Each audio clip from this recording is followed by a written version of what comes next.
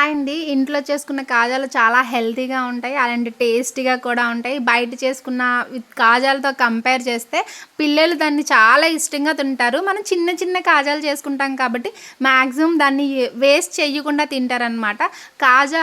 కాజాలు చేయడానికైతే ఫస్ట్ ఏదైనా ఒక కప్ తీసుకోండి. అది కప్ అయినా కావచ్చు, గ్లాస్ అయినా కావచ్చు.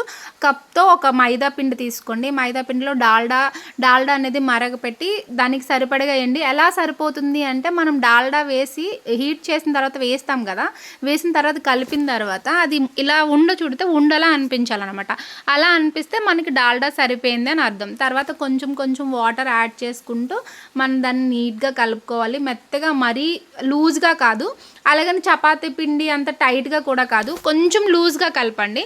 ఇలా ఫింగర్ పెడితే లోపలికి వెళ్ళిపోవాలన్నమాట. అలా ఆ క్వాంటిటీలో కలుపుకుంటే మనకి కాజా అనేది పర్ఫెక్ట్గా వస్తుంది. తర్వాత ఏదైనా కర్చీఫ్ కొంచెం తడి చేసి ఒక 30 మినిట్స్ అయితే దాని మీద పెట్టి అలా ఉంచేయండి. 30 మినిట్స్ అయిన తర్వాత ఒక్కొక్కటి మనకి ఎన్ని కావాలో అన్ని ఉండల్లా చుట్టుకొని కిందను కూడా వేసుకుని మొత్తం అంతా ఒక్కటే దాంట్లో చేసుకోవచ్చు. కానీ నేనైతే చపాతీ దాంట్లో చేసుకుని ఒకదాని మీద ఒకటైతే నేను వేసుకోవాలి అనుకున్నాను. సో అందుకని నేను కొంచెం కొంచెం తీసుకొని చపాతీలా చేసుకుంటున్నాను అనమాట. దానికి మనం పౌడర్ వేసుకొని చేసుకోవచ్చండి. ఆయిల్ కానీ అలా అప్లై చేయవలసిన అవసరం లేదు. మైదా అనేది పైన జల్లుకుంటూ మనం చపాతీలా చేసుకోవాలి. ఒకటి చేసిన తర్వాత పైన మళ్ళీ డాల్డానే కొంచెం హీట్ చేసి దాని మీద వేసి దాని మీద ఇంకొకసారి మనం ఇంకో చపాతీలా చేసుకున్నాం కదా, అది వేసుకోవాలి. అది వేసుకుని సైడ్స్ అనేది నీట్గా కట్ చేసుకోవాలి. సైడ్స్ కట్ చేయకుండా రోల్ చుట్టడం వల్ల ఎక్కువ తక్కువ వస్తాయి అన్నమాట. సైడ్స్ కట్ చేసుకొని రోల్ చుట్టుకుంటే కరెక్ట్గా వస్తుంది.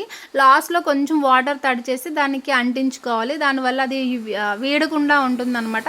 మనకు కావాల్సినగా చిన్న చిన్న పీసెస్లా కట్ చేసుకోవాలి. నార్మల్గా అయితే చపాతీ దాంతో ఇలా పైన మళ్ళీ ఒత్తుతాము, అవసరం లేదు. చాలా చిన్న కాజాలు కాబట్టి మన ఫింగర్ తోటే ఇలా లైట్గా ఒత్తేసుకుంటే సరిపోతుంది. చూసారు కదా, కాజా షేప్ అనేది అప్పుడే వచ్చింది.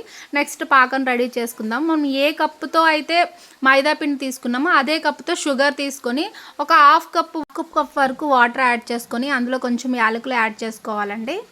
మరి లేత పక్కం కాదు, అలానే ముద్ర పక్కం కాకుండా తీసుకొని మనం పక్కన పెట్టుకోవాలి. తర్వాత ప్యాన్ పెట్టుకొని ఆయిల్ వేసుకోవాలి. ఆయిల్ అనేది కొంచెం హీట్ అయిన తర్వాత స్టవ్ ఆఫ్ చేయాలండి. ఫస్ట్ స్టవ్ ఆఫ్ చేసిన తర్వాతే మనం కాజాలు అనేది ఆయిల్లో వేయాలి. ఆయిల్లో వేసిన తర్వాత ఒక 5 to 10 మినిట్స్ కల్లా ఆయిల్లో అవి అలా పైకి తేలుతాయి.